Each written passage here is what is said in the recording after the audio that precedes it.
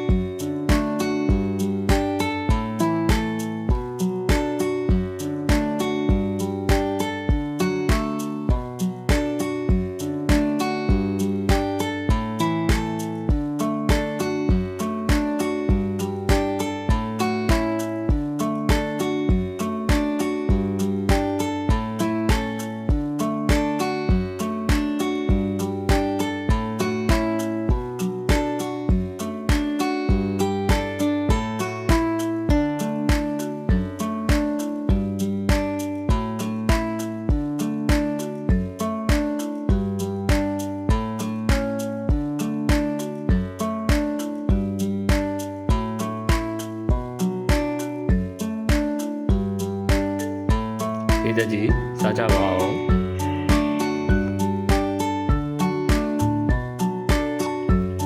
မင်္ဂလာဆန်ကိုက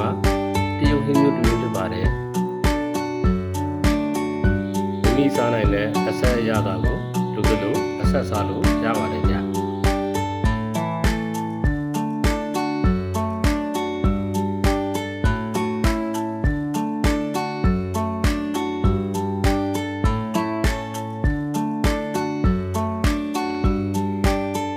မိချိုင်းလက်တဲ့အသားပင်လယ်စာအသားကြောင့်ပြောင်းမှုကျွမ်းရည်မူ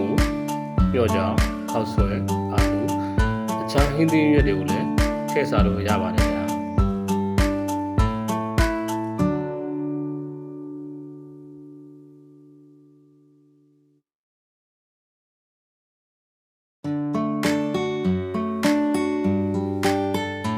ကျွန်တော်ကတော့အဆက်မပြင်းသားလို့စားလို့ကောင်းပါတယ်ရတာလည်းရှိပါတယ်ဗျ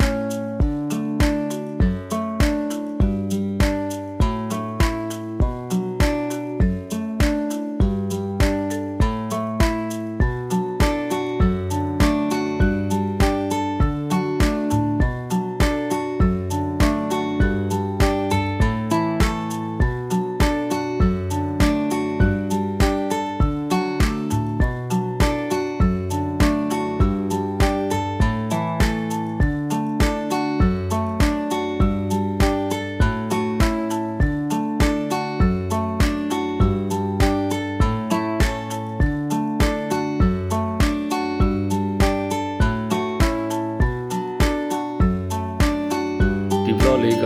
မင်္ဂလာဆန်ကိုတိုင်နေတဲ့ဆိုရင် like and subscribe လေးပေးကြပါဦး